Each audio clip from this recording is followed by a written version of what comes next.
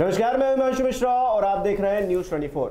सवाल ये कि क्या अरविंद केजरीवाल गिरफ्तार होने वाले हैं। कई लोग ये सवाल पूछ रहे हैं क्योंकि बीते रोज सीबीआई ने 9 घंटे तक उनसे पूछताछ की है शराब नीति को लेकर जो मामला चल रहा है, जिसके मद्देनजर 2 मंत्री भी इससे पहले जेल में जा चुके हैं। उनको लेकर अब जो है अरविंद केजरीवाल से भी पूछताछ हो रही है, लेकिन क्या वो गिरफ्तार होंगे, इस बात का आज पोस्टमार्टम करने की कोशिश करेंगे। प्रशांत जी हमारे साथ हैं। प्रशांत जी, गिरफ्तारी होगी या नहीं होगी, ये सवाल अब पूछा जा रहा है। सीधे तौर पर तो कोई भी नहीं कह सकता, लेकिन क्या संभावनाएं नजर आ रही हैं?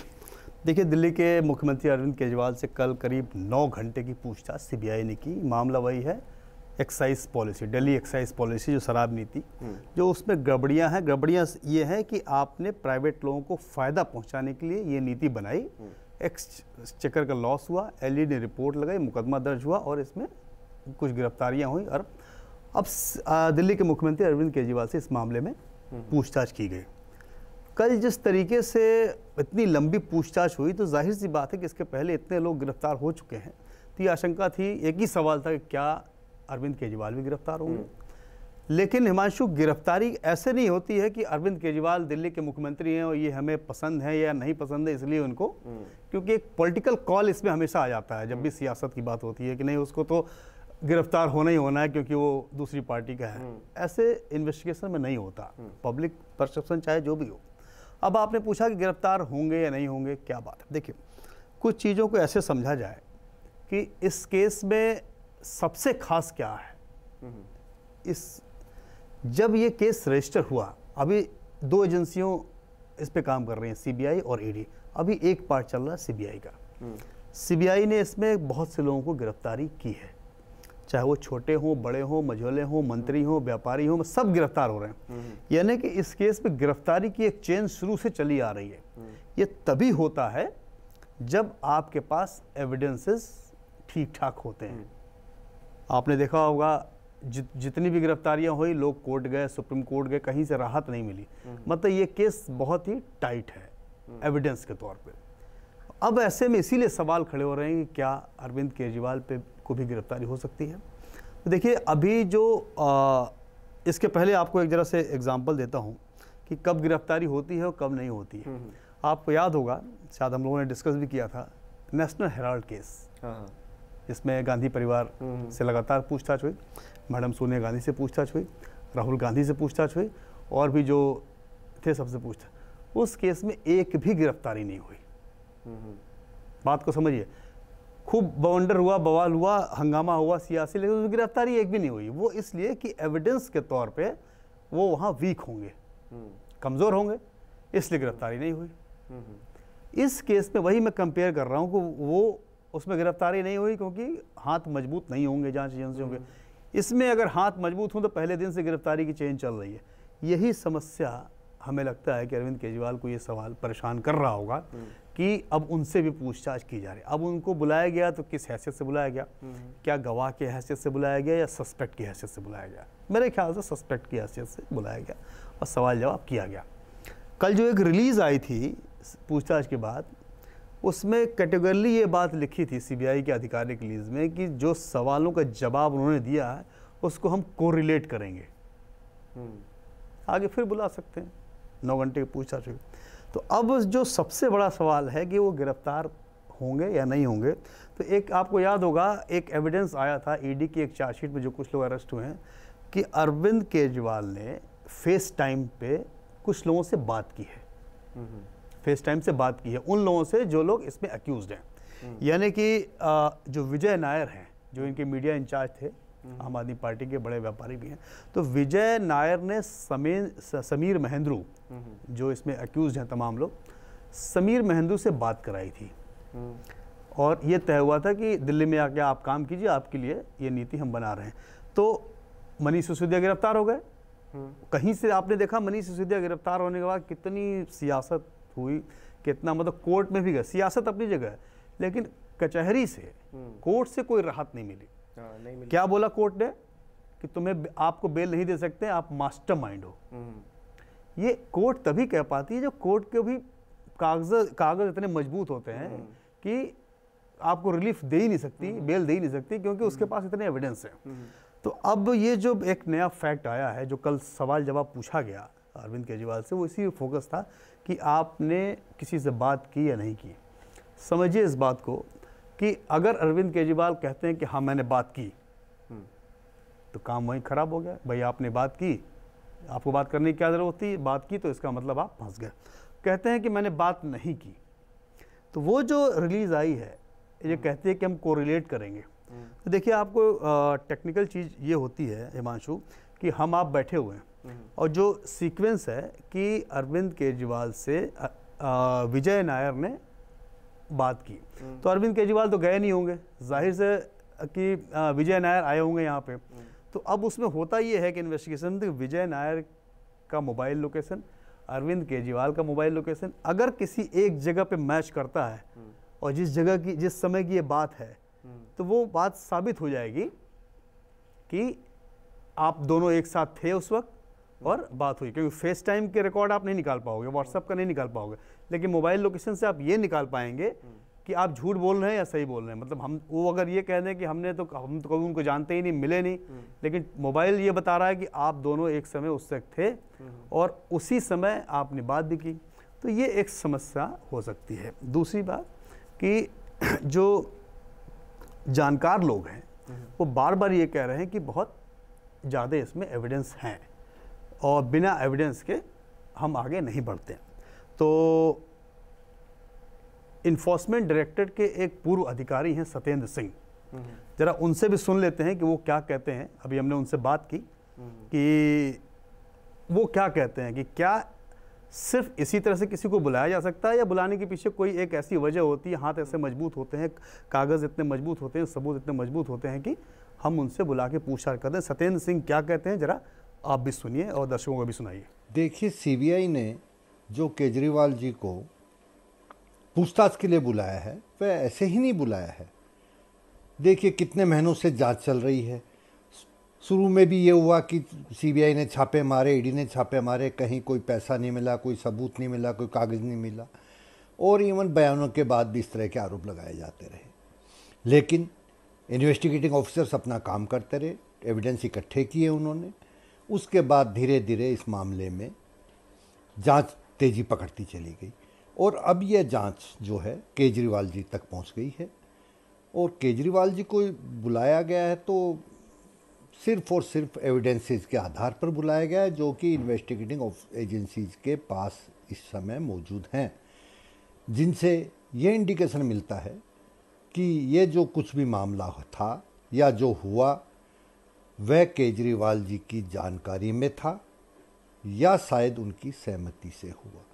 तो केजरीवाल जी को जो बुलाया गया है, मेरी राय यह है कि वह एकदम सही है।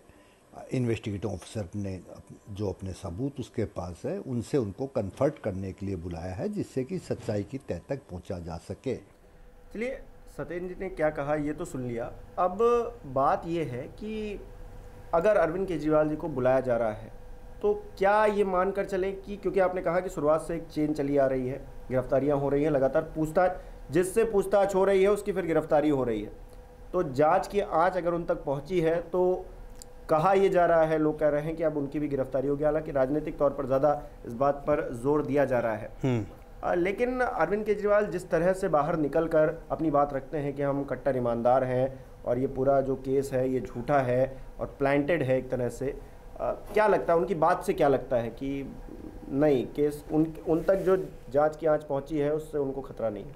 देखिए, चाहे अरविंद केजरीवाल हो या कोई भी राजनीतिक पर्सनैलिटी हो, उनको उनके लिए सबसे बड़ी अदालत उनकी जनता होती है। तो जनता में अपना ये परसेप्शन देना कि भाई मैं तो ईमानदार हूँ, उनका काम वहाँ बन जाएगा। भले मैं जेल चले जाऊँ, लेकिन पब्लिक ये समझ गई कि हमको झूठा फंसाया, झूठे जेल में फंसाया, तो उनकी सरकार चलती रहेगी। ये स्ट्रेटजी रहती है। आपने देखा होगा लोग जेल से भी चुनाव जीतते हैं, वो इसीलिए जीतते हैं कि जो जनता है वो उनको पसंद करती है।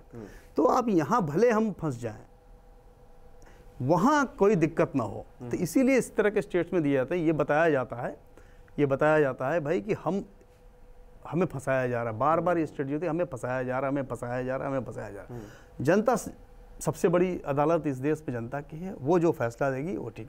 तो आपने पूछा तो ये एक स्ट्रेटजी का पार्ट होता है। क्यों कि इस जनता की आवाज़ का अदालत में असर नहीं पड़ता है। अदालत में तो भाई सबूत और कानून देखे जाएंगे, जाहिर सी बात है। अगर आपके पास सबूत नहीं है तो कोई आपको गिरफ्तार नहीं कर पाएगा, सबूत है तो कोई आपको छोड़ेगा नहीं। तो ये 9 घंटे में 50 से ज़्यादा सवाल पूछे गए। हाँ, क्या क्या सवाल कुछ मैं आपको बताता हूँ। देखिए, एक तो सवाल जो एक तो सबसे ज़्यादा फोकस था ये फेस टाइम पे।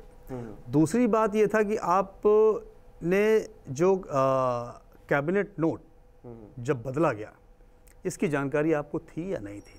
क्योंकि सबसे बड़ा सवाल ये था कि जो पॉलिसी बनाई गई थी, वो पॉलिसी बनाने के लिए जब एक्साइज कमिश्नर का जो बयान है कि हमको बोला गया था ये पूरा नोट बदल दीजिए, वो आपने कहा था या नहीं कहा था? देखिए, तो ये इस तरह के 5-6 सवाल ऐसे कठिन सवाल थे जिसके जवाब ऑलरेडी जो लोग कस्टडी में है वो दे चुके हैं एजेंसी को। उसीलिए वो उनका ये एक स्टेटमेंट ऑफिशियल आया सीबीआई का कि हम इसे कोरिलेट कर रहे हैं। अब कोरिलेट करेंगे तब पता चलेगा कि आप सच बोल रहे हैं या झूठ बोल रहे हैं। अगर आपने कल सच बोला है तो कोई दिक्कत नहीं, सांच को आँच नहीं। लेकिन अगर आप ने कुछ बात को छुपाया है तो वो यही एक इन्वेस्टिगेशन का तरीका होता है। तो चूंकि अब दिल्ली के मुख्यमंत्री हैं, अरविंद केजरीवाल हैं, बहुत संघर्ष करके और भ्रष्टाचार के खिलाफ लड़ाई लड़के मुख्यमंत्री बने, सत्ता में आए, नई पार्टी बनाई, अभी हाल ही में राष्ट्रीय पार्टी उनकी बन गई है, और एक ऐसा परसेप्शन उनके साथ काम करता है कि डेड ऑनेस्ट आदमी है, पार्टी अच्छी है, और वही उनके उल्टा पड़ रहा है। तो एक यानी कि ऐसी पार्टी जो भ्रष्टाचार को लेकर ही खड़ी हुई, अन्ना आंदोलन से वो चीजें और उनके मंत्री लोग जेल में हैं, और उनके मंत्री लोग जेल में हैं, और जिसने शुरू किया उस पार्टी की जो अगुवाई कर रहा है, अब उस पर भी जांच की आंच है। तो सीधे तौर पर तो खैर नहीं कह पा रहे हैं हम लोग, और कोई भी नहीं कह सकता कि कोई नहीं कह सकता होगी या नहीं होगी, लेकिन लग रहा है कि कुछ ना कुछ गड़बड़ तो है। बिल्कुल लग रहा है कि जैसा कि सत्येंद्र सिंह ने भी बताया, और जो भी तजुर्बा है, एक्सपीरियंस है हमारा, और आप किसी से पूछिएगा, एक राजनीतिक शोर अपनी जगह है और कानून का काम अपनी जगह पे। तो जिस तरीके से मैंने आपको कंपेयर करके बताया, नेशनल हेराल्ड केस में किसी को गिरफ्तारी नहीं हुई, और इस केस में पहले दिन से ही गिरफ्तारी है।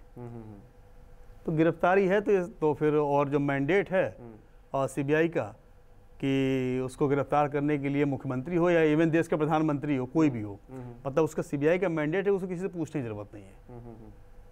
और क्या ये केस अभी और खींचेगा? क्योंकि पॉलिटिकल तौर पर जिस तरह से विपक्ष आरोप भी लगाता है कि ईडी सीबीआई का इस्तेमाल कर रहे हैं, 2 मंत्री तो जेल में हैं, लेकिन अगर अरविंद केजरीवाल भी अगर जेल चले जाते हैं तो फिर कुछ बचता नहीं है। देखिए, चीज़ें बचती नहीं है, फिर तो वो जो लड़ाई या फिर वो चीज़ें हैं वो तो बिल्कुल ख़त्म हो जाता है। देखिए, बहुत ठीक सी बात है ये कि देखिए, अरविंद केजरीवाल की पार्टी कोई कार्डर बेस्ड पार्टी नहीं है।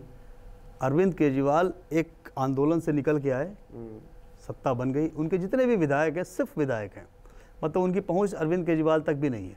और इनके साथ जितने लोग थिंक टैंक थे धीरे धीरे निकल चुके, हर मजबूत आदमी इनसे निकल गया, मंत्री 2 जेल में चले गए, सबसे खास आदमी मनीष सिसोदिया वो आज जेल में है।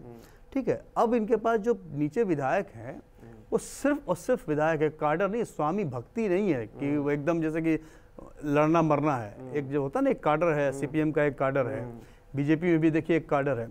तो अब जो ये सिर बचा है अरविंद केजरीवाल, सिर और धड़े की बात कीजिए, तो वो अगर कमज़ोर होगा तो जाहिर सी बात है कि पार्टी पे असर पड़ेगा।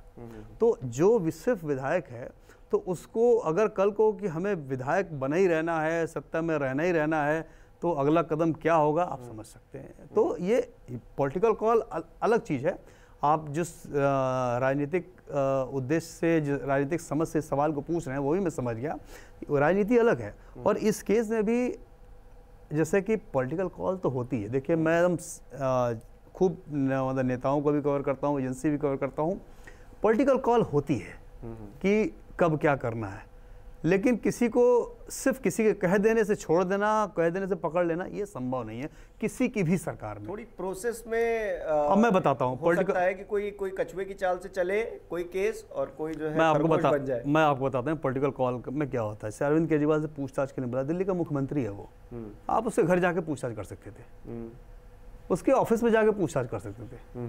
संडे के दिन उसको दफ्तर में बुला करके इस तरह से पूछताछ करना, परेड निकालना, मतलब ये पॉलिटिकल कॉल होती है कि मतलब उसको एक संदेश, मतलब उसे ये पॉलिटिकल कॉल ही होती है कि भाई ऐसा ही करना ठीक है, बिना कहे आप समझ जाओ, बिना हमारे कुछ कहे आप समझ जाओ कि हम क्या कहना चाह रहे हैं। ये पॉलिटिकल, ये तो मैं मानता हूँ, इतना तो चलता है, लेकिन इतनी गुंजाइश होती है। लेकिन ये संभव नहीं है कि मैंने कहा और आपको पकड़ लिया, ऐसा नहीं होता। प्रोसेस तो आपको मतलब सबूत तो लाना ही पड़ेगा, सबूत लाना पड़ेगा, वरना इतने हाई प्रोफाइल केस में जहां बड़े से बड़ा वकील खड़ा हो जाता है और जहां सबकी आंख लगी हुई है, जहां पे ये केस गिरता है तो राजनीतिक भूचाल भी आएगा।